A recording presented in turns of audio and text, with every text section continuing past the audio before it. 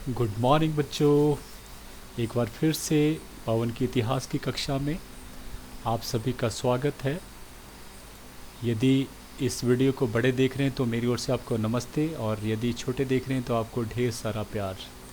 आज मुग़ल दरबार के चौथे भाग में जिस महत्वपूर्ण विषय की हम बात करने जा रहे हैं वो विषय है अकबर की राजपूत नीति। और इस संदर्भ में एग्ज़ाम में भी बहुत सारे ऐसे प्रश्न पूछे जा सकते हैं, जैसे कि अकबर की राजपूत नीति के बारे में आप क्या जानते हैं, या प्रश्न पूछा जा सकता है कि इस नीति को अपनाए जाने के पीछे कारण क्या थे, या फिर प्रश्न पूछा जा सकता है कि इसकी विशेषताएं क्या थी, या फिर इसके परिणाम क्या निकले।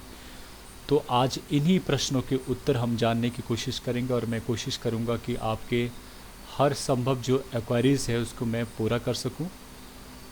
आइए जानते हैं सबसे पहले राजपूत नीति के बारे में।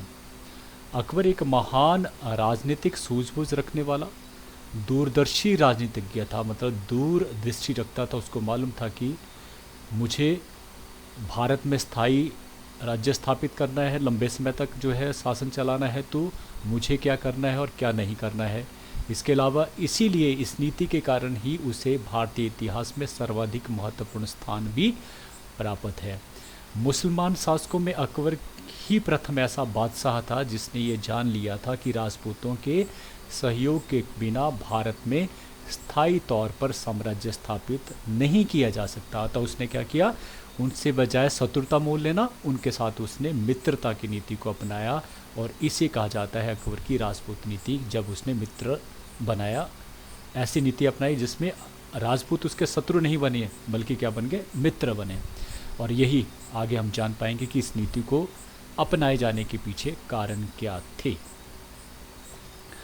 सबसे पहला है राजनीतिक कारण। सबसे इम्पोर्टेंट राजनीतिक कारण कि अकबर की इच्छा पहले से क्या थी, एक विस्तृत मतलब अपने दादा या अपने पिता से भी बड़े साम्राज्य की नींव रखना। लेकिन मैं बता दूं यहाँ पर, क्योंकि जब वो 1556 ईस्वी इसके पिता की अकस्मात मृत्यु हो गई थी, तो उस समय ये केवल मात्र 13 वर्ष के थे, और इनके पास नामात्र का ही राज्य बचा था। केवल कालानौर, जो जहाँ पंजाब में उनको राज्याभिषेक किया गया था संरक्षक बहरम खां के द्वारा, केवल वही क्षेत्र बचा था। बाकी उससे हेमू के द्वारा जो छीन लिए गए थे, चाहे वो आगरा हो चाहे दिल्ली हो।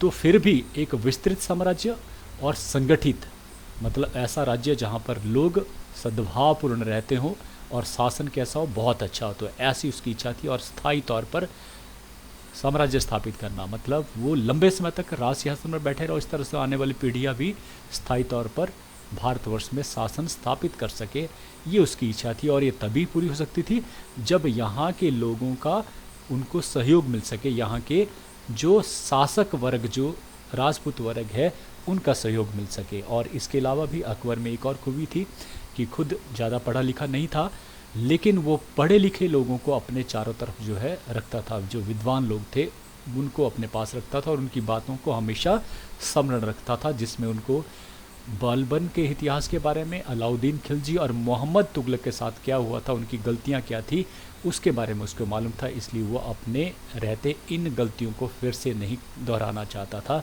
और इसलिए उसने क्या किया, राजपूतों से मित्रतापूर्ण व्यवहार किया, ये इस नीति को अपनाया। दूसरा जो कारण था वो था व्यक्तिगत कारण। उसने खुद महसूस किया था, या उसके ये अनुभव थे, उसने देखा था कि जो मुस्लिम सरदार हैं या जो संबंधी हैं वो बहुत धोखेबाज हैं।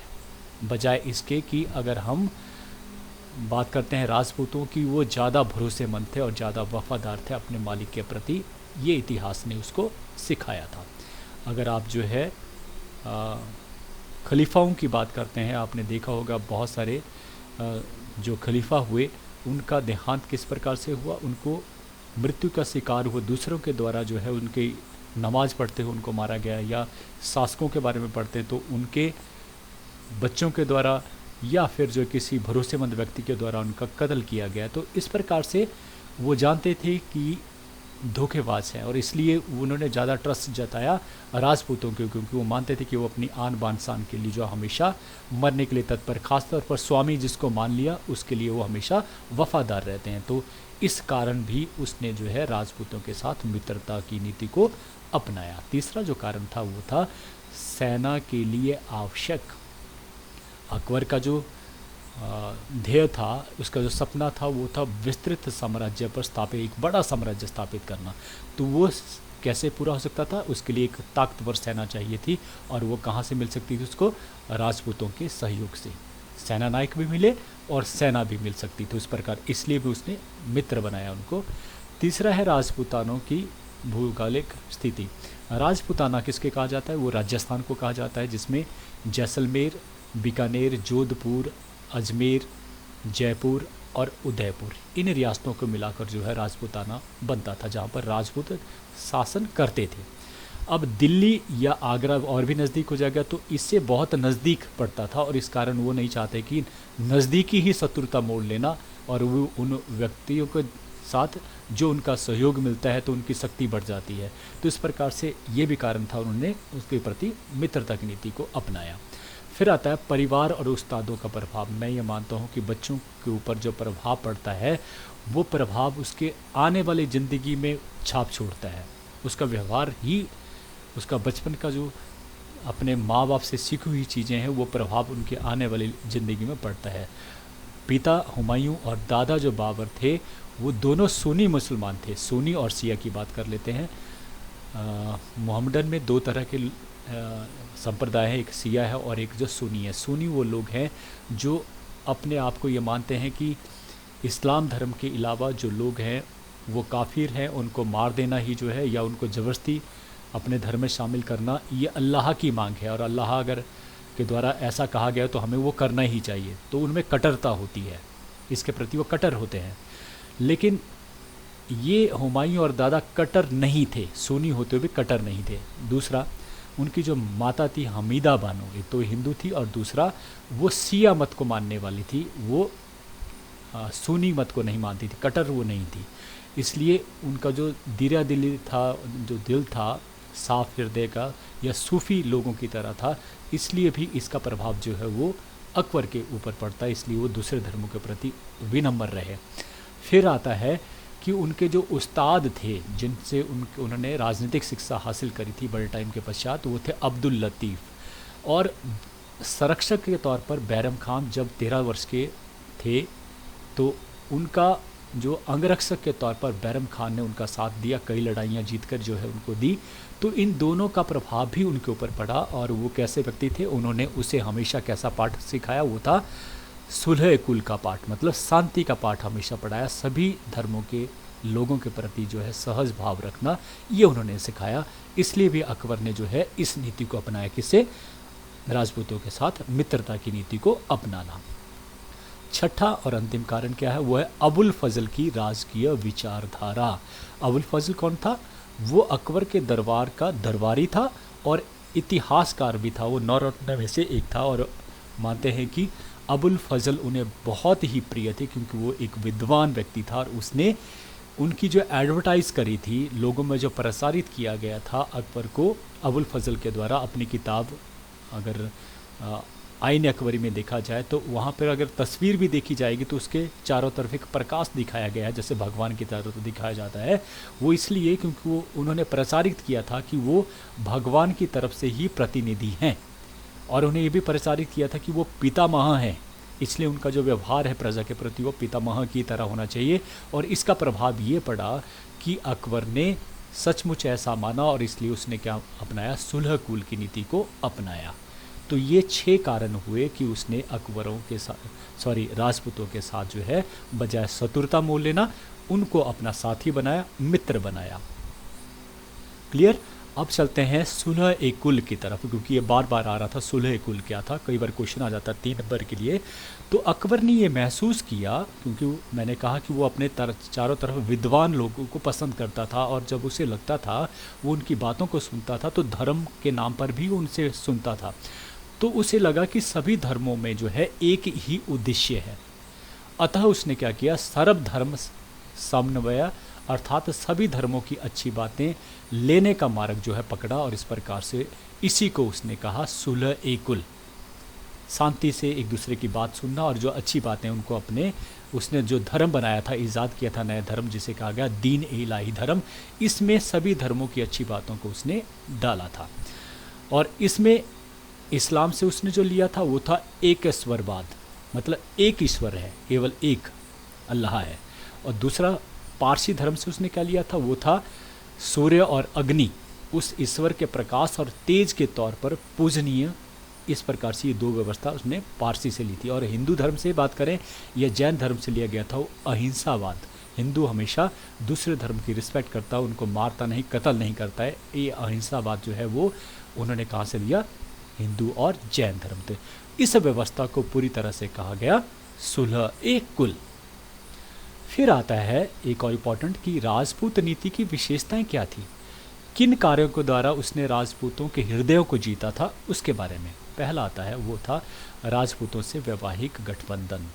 सर्वप्रथम जब अकबर ने जो है राजपूतों की तरफ जो है मार्ग, उसकी तरफ जो है मतलब युद्ध करना चाहा अंबर के शासक के साथ सर्वप्रथम जो है, तो वहाँ के जो राजा थे जिनका नाम था भारमल कछवाहा, उन्होंने अपनी पुत्री का विवाह की जो है वो ख्वाहिश जाहिर करी। और इस प्रकार से अकबर के द्वारा जो है एक्सेप्ट कर लिया गया। और नाम था बेटी का मरियम उज जमानी, जिसके बारे में हम पढ़ चुके हैं कि वो कौन सी बेटी थी। और हमने जाना था कि वो उनकी असलियत बेटी नहीं थी, लेकिन उनकी दासी की पुत्री थी, लेकिन उसका पालन पोषण उन्होंने अपने हाथों से अपनी बेटी की तरह किया था, जिसके बारे में बहुत लंबी कहानी मैंने आपको बताई थी। तो इन्हीं से ही उनका जो पहला पुत्र होता है जिसका नाम सलीम होता है, जिसे वो बहुत बेहद प्यार करते थे, और बड़ा होकर वो जहांगीर बना, जहांगीर के नाम से विख्यात हुआ। इसके अलावा उन्होंने दो अन्य राजकुमारियों से भी विवाह किया जो हिंदू रानियाँ राजकुमारियाँ थी। एक थी जोधपुर की और दूसरी थी जैसलमेर की राजकुमारी। तो इस प्रकार से उन्होंने राजपूतों के साथ विवाह संबंध स्थापित करके जो राजपूत थे उनको अपना मित्र बना लिया, ये कार्य करके। ये इसकी विशेषता थी। दूसरा आता है राजपूत उच्च पदों पर नियुक्त। बहुत सारे जो शासक जिन्होंने समर्पण कर लिया था उन शासकों की बात करते हैं, जिसमें राजा टोडरमल भी शामिल थे, बिरबल भी शामिल थे। अगर बिहारी माई की बात करें, उनके बेटे भगवान दास की बात करें, पोते मानसी की बात करें, ये सारे उनके विश्वास पात्र बन गए। और इस प्रकार के उनको बड़े पदों पर भी नियुक्त किया गया, उनकी जागीरें उनको वापस कर दी गई। तो इस प्रकार से ऐसा व्यवहार करने से भी उसने राजपूतों को जब ऊंचे पद दिए, उनको राजपाट भी सौंप दिया। तो इस प्रकार करके ऐसे कार्यों को कर भी उसने राजपूतों का सहयोग हमेशा के लिए, या उनका विश्वास था वो हमेशा के लिए बना लिया था, अपना मित्र बना लिया था। तीसरा आता है वो है धार्मिक स्वतंत्रता, कि अकबर ने इससे हटके भी कार्य किया, हिंदू जनता के लिए भी काम किया। वो क्या था कि अकबर ने राजपूतों को उनके धर्म के संबंध में पूर्ण स्वतंत्रता दे रखी थी। इवन अपनी जो हिंदू रानियाँ थी उनको भी वे मंदिरों का निर्माण कर सकते थे, उनमें पूजा कर सकते थे और अपने त्यौहार भी बना सकते थे। दो जो सबसे इम्पोर्टेंट जो काम किए थे अकबर ने, जो उनके दादा या पिता के द्वारा भी नहीं किए गए थे बल्कि उल्टा किया गया था। एक धार्मिक यात्रा कर लगा दिया गया था कि कोई भी धार्मिक यात्रा करने के लिए हिंदू जब निकलता था उससे कर लिया जाता था, या फिर हिंदू होने के लिए भी कर देना पड़ता था, या सिख होने पर भी कर जो है वो देना पड़ता था। तो 1563 ईस्वी में उसने सबसे पहले धार्मिक कर जो है हटा दिया गया, कि धर्म के नाम पे जो धर्म यात्राओं के नाम पर जो कर लिया जाता था उसे हटा दिया गया। 1564 ईस्वी में उन्होंने जजिया कर, जजिया कर क्या है पूछा जाता है, 2 नंबर का क्वेश्चन आ जाता है। जजिया कर वो कर था जिसे गैर मुसलमानों से लिया जाता था, मुसलमान शासकों के द्वारा या मुगलों के द्वारा। और वो मानते इसलिए लिया जा रहा है क्योंकि एक मुसलमान शासक एक गैर मुसलमान को की सहायता कर रहा है, उसकी रक्षा कर रहा है, तो इसलिए लिया जाता है जजिया कर उस समय। तो इसे भी 1564 ईस्वी में जो बंद करवा दिया गया अकबर के। तो ये दो जो उसने कार्य किया उसके कारण क्या हुआ कि राजपूतों का सहयोग उसे हमेशा के लिए मिल गया, ये भी उसकी विशेषता थी। हाँ, एक पीछे जो और रह गया मैं बात कर लेता हूँ, और वो था कि उसने अपने युद्धों को कभी भी जिहाद का नाम, ये जिहाद भी याद रखना, जिहाद का मतलब है धर्म युद्ध। देखिए कुछ जो मुसलमान शासक थे, जिसमें अगर हम बात करें हुमायूं की बात करें या बाबर की बात करें, कुछ युद्धों को उन्होंने जिहाद का नाम कहा। जब बाबर भारतवर्ष में आया तो उन्होंने जिहाद कहा। जिहाद से क्या मतलब होता है? जिहाद से मतलब धर्म युद्ध, और धर्म युद्धों में केवल सैनिक ही युद्ध नहीं करता है, बल्कि जो आम लोग होते हैं, जो मुस्लिम होते हैं, वो भी सहयोग करते हैं किसी भी तरह से, क्योंकि उनको मालूम है जिहाद का मतलब है कि हम उस अल्लाह की सेवा कर रहे हैं, उसके बताए हुए मार्ग पर चल रहे हैं, और ऐसा करने से हमें पुण्य हासिल होगा, जन्नत को हासिल करेंगे। तो ये संख्या बल ज़्यादा बढ़ जाता है, सेना के साथ आम लोग भी शामिल हो जाते हैं, इसलिए जिहाद कहकर उनको मुनाफा होता है, फ़ायदा होता है, मुनाफा नहीं फ़ायदा होता था। तो लेकिन अकबर ने ऐसा फ़ायदा नहीं लिया, उसने जिहाद का नाम नहीं दिया, मतलब धर्म को उसने अलग रखा। ठीक है, ये भी इसकी विशेषता पढ़ रहे हैं हम कि अकबर ने क्या सही किया। चौथा आता है ऐसे सही कार्य जिसके द्वारा जो उसने राजपूतों का सहयोग हासिल किया। चौथा आता है आत्मसमर्पित राजपूत शासकों सॉरी थोड़ा सा गलत हो गया। ये है आत्मसमर्पित राजपूत शासकों का पूरा सम्मान, कि जिन्होंने आत्मसमर्पण कर दिया था। और समर्पण की बात करते हैं तो उस समय जो जयपुर था या जोधपुर था या बीकानेर था, उन्होंने आत्मसमर्पण कर दिया था बिना युद्ध किए ही। तो उन शासकों को उन्होंने ऊंचे पद भी दिए, उनका राजपाट भी वापस किया, तो इस प्रकार का उनका पूरा सम्मान किया। तो ये भी सम्मान करके भी उसने जो उनका विश्वास हासिल किया। फिर आता है राजपूत राज्यों को आंतरिक स्वतंत्रता, कि जिन राजपूत शासकों को उसने वापस उनके अधिकारों के साथ उनके राज्य को दे दिया गया था, वहाँ पर किसी भी प्रकार का प्रशासनिक हस्तक्षेप अकबर के द्वारा नहीं होता था। अकबर के द्वारा वहाँ पर किसी प्रकार को, वो केवल दो चीज़ें उनको आवश्यक थी, वो थी एक वार्षिक कर, कि हमेशा समय रहते जो है वो वार्षिक कर देना पड़ता था, और दूसरा समय समय पर जब भी उनको बुलाया जाता था तो दरबार में हाजिरी देना पड़ती थी तरीके से। हाजिरी का मतलब है कि वो पूरे जिस प्रकार से जो है नियम होते थे, उन नियमों के तहत जो है सलाम करता हुआ वो दरबार में पेश हो गया। जो शो करता था, जो बताता था कि वो उसका एक तरह से जो है उसके अधीन अभी भी है, वो अभी आज़ाद नहीं हुआ, वो उसके अधीन अभी भी है। तो कभी कभार जो है ऐसा भी देखने को मिला कि मुग़ल शासकों में कईयों ने आगे चलकर जो है वो दरबार जाना छोड़ दिया, जिस इस बात का प्रतीक होता था कि अब वो उसकी अधीनता स्वीकार नहीं है। तो दरबार में आने का मतलब कि अधीनता स्वीकार है। तो ये कार्य, दो कार्य जो हमको करना पड़ते थे। इसके अलावा वो कोई हस्तक्षेप नहीं करता था। हस्तक्षेप ना करना ये भी राजपूतों ने अपने लिए बहुत बड़ी बात समझी, तो इस प्रकार से ये भी उनकी विशेषता थी। छठा है आक्रामक राजपूत शासकों के प्रति आक्रामक नीति, कि जिन्होंने जब अकबर ने आक्रमण किया, उन्होंने आत्मसमर्पण नहीं किया, उनके साथ उसने दुर्व्यवहार किया। जिसमें से अगर सबसे बड़ा जो नाम आता है वो आता है मेवाड़ के शासक उदय सिंह का। हालांकि वो मेवाड़ जो है चित्तौड़ को जो राजधानी थी वहाँ पर अधिकार कर लेते हैं और वो भाग के चले जाते हैं, मेवाड़ की तरफ भाग जाते हैं, जहाँ पर बाद में वो दूसरी राजधानी उदयपुर बना लेते हैं।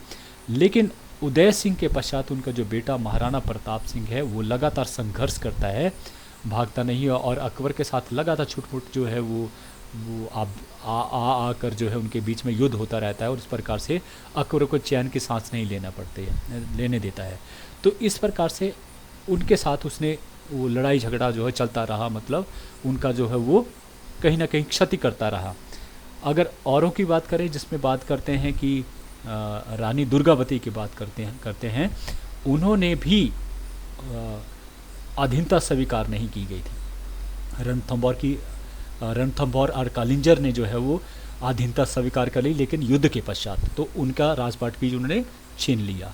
लेकिन रानी की बात कर रहे थे, गोंडवाना की हम बात कर रहे थे, तो गोंडवाना की जो रानी थी दुर्गावती, वो बड़ी बहादुरी के साथ लड़ी थी अकबर के साथ, लेकिन अकबर के भेजे हुए प्रतिनिधियों के द्वारा, अकबर खुद नहीं गए थे। लेकिन रानी दुर्गावती ने अंत भी अपना कर डाला था, क्योंकि वो उसको मालूम था कि उसके साथ क्या होने वाला है। तो बड़े बहादुरी का जो दिया गया था, एक तरह से उदाहरण प्रस्तुत किया गया था राजपूतों की तरफ से, वो केवल मात्र जो गोंडवाना की जो दुर्गावती थी रानी, उसके द्वारा दिया गया था। तो इस प्रकार से उसने क्या किया, जो विरोध करने वाले थे उनके साथ उसने जो है अच्छा व्यवहार नहीं किया, जिसमें हम रणथंभौर की बात भी की और कालिंजर की बात भी की और मेवाड़ की बात भी की। फिर ये उसकी विशेषता थी। अब आप पढ़ते हैं, ये इतना पढ़ने के बावजूद आपको क्लियर हो गया कि राजपूत नीति क्या थी। अब उसके परिणाम अपने आप बन जाते हैं, बड़े आसानी के साथ आप समझ पाएंगे कि इसका परिणाम क्या रहा होगा। पहला जो परिणाम था वो था राजपूत मुगल साम्राज्य के रक्षक बन गए, कि वो लोग जो इतिहास में कभी भी मुसलमानों को उन्होंने साथ नहीं दिया और उनके शत्रु बने रहे, वही लोग आज जो है अब कैसे हो गए थे, उन्होंने मुगल साम्राज्य के रक्षक के तौर पर कार्य किया। इवन तब भी जब हिंदू राष्ट्र के विरोध में उनको भेजा गया था लड़ने के लिए, तब भी उन्होंने अकबर का ही साथ दिया। तो नंबर 1 ये इस नीति को अपनाने का परिणाम हुआ। दूसरा है मुगलों की सैनिक शक्ति में वृद्धि, कि एक ऐसी जाति जो लड़ने में विश्वास रखती है, उसमें निपुण भी है, उस जाति का इनको सहयोग मिलना एक सेनानायक के तौर पर और सैनिक के तौर पर, इससे क्या हुआ, उनकी सैनिक शक्ति में वृद्धि हुई। यह और इसी के कारण तीसरा जो क्या था वो था मुगल साम्राज्य की प्रगति, कि लगभग 300-350 वर्षों का जो आपस में खींचतान थी मुसलमानों और हिंदुओं को लेकर, जो लड़ाई थी, वो अब समाप्त होगी। जब समाप्त होगी, शांति स्थापित होगी, तो उससे क्या हुआ, साम्राज्य में प्रगति हुई। दूसरे और कार्यों में जो है वो सहयोग मिला, लूटपाट जो है ख़त्म होगी, एक दूसरे के प्रति जो घर में ही क्षति होती थी, नाश होता था, हास्य होता था संपत्ति का, वो अब रुक गया था और इस कारण क्या हुआ, मुगल साम्राज्य की प्रगति हुई। फिर मुगल साम्राज्य में विस्तार, कि अकबर वो शासक था जिसको केवल मात्र एक छोटा सी जगह जो है मिली थी, कालानौर पंजाब की, और अब उसने अपने बलबूते पर, अपने नहीं, राजपूतों के सहयोग के बलबूते पर एक बहुत बड़ा साम्राज्य स्थापित किया था। और ये जो साम्राज्य था, ये उत्तर में बात करें तो जम्मू कश्मीर से लेकर नीचे दक्षिण में बात करें गोदावरी नदी तक, और अगर हम पूर्व की बात करते हैं बंगाल से लेकर, और पश्चिम में बात करते हैं हिंदू कुश, या उत्तर पश्चिम की बात करें हिंदू कुश पर्वत तक ये फैला हुआ। तो इतने बड़े साम्राज्य को स्थापित करना किसके कारण हुआ था, ये राजपूतों के साथ सहयोग है, उसके प्रति मित्रता की नीति अपनाने के कारण। फिर ये 4 कारण हुए, परिणाम, कारण नहीं परिणाम पढ़ रहे हैं हम। पांचवा जो परिणाम था वो था कला और साहित्य में के क्षेत्र में विकास। कला मतलब भवन निर्माण कला की बात करें, चित्रकला की बात करें, या संगीत कला की बात करें, संगीत के तानसेन का नाम आपने सुना होगा। चित्रकला की बात करें, यहाँ भी चित्रकला के क्षेत्र में जो है, अगर अबुल फजल के समय में ही चित्रकारों को जो है वो प्रमुखता दी गई, आईन अकबरी में बहुत सारे चित्र जो शामिल किए गए। अगर भवन निर्माण कला की बात करें, अगर आज की ही बात हम कर लेते हैं, आज के 21वीं शताब्दी के संदर्भ में, तो भारतीय जो घर भी बनाए जाते हैं उनमें भी जो है जो मुगलई कला है वो नज़र आती है। घरों में क्या है, आर्च लगाया जा, आर्च का एक चल पड़ा है, ट्रेंड चल पड़ा है, आर्च बनाई जाती है। ये आर्च कहाँ से आए हैं, ये मुग़ल अपने साथ लेकर आए हैं। तो इमारतों में बहुत सारी चीज़ें जो है वो मुग़लों की देन जो है वो शामिल हो गई है। तो इस प्रकार से कला और साहित्यों की बात करते हैं तो उस समय बहुत सारे मुस्लिम लेखकों ने हिंदू साहित्यों को रचना जो है वो फारसी में करी, और इस प्रकार से हिंदू लेखकों ने जो लेखक थे उनको फारसी से हिंदू लैंग्वेज में जो है उनको अनुवादित किया। अगर भारत में जिस प्रकार से रामायण और महाभारत जो हमारे हिंदू ग्रंथ थे उनको जो फारसी में अनुवादित किया गया, तो इससे क्या हुआ, दोनों के बीच में जो कला का भी मेल हुआ, साहित्य का भी जो है मेल हुआ। तो ये भी इसका परिणाम निकला। सातवां आता है राजपूतों में एकता नहीं, जिसकी बात हमने कर चुके हैं, क्योंकि जब मेवाड़ के ऊपर आक्रमण किया गया था किसके द्वारा, अकबर के द्वारा 1567 ईस्वी में, तो उस समय मेवाड़ की पक्ष लेने के लिए कोई भी एक भी हिंदू राष्ट्र नहीं आया था, राजपूत तो कोई भी नहीं आए थे, और इस कारण अब राजपूत थे वो 2 धड़ों में डिवाइड हो गया था। तो जो एकता थी वो ख़त्म हो गई थी इस नीति के अपनाए जाने के कारण। 8वां आता है प्रशासनिक सुधार, और राजपूतों के ही सहयोग के कारण प्रशासनिक सुधार अकबर ने बहुत ज़्यादा किया। अगर जिसमें नाम आता है टोडरमल का नाम सबसे ज़्यादा इम्पॉर्टेंट आता है, उसने राजस्व संबंधी से सुधार किए, उससे अकबर को बहुत ज़्यादा फ़ायदा हुआ।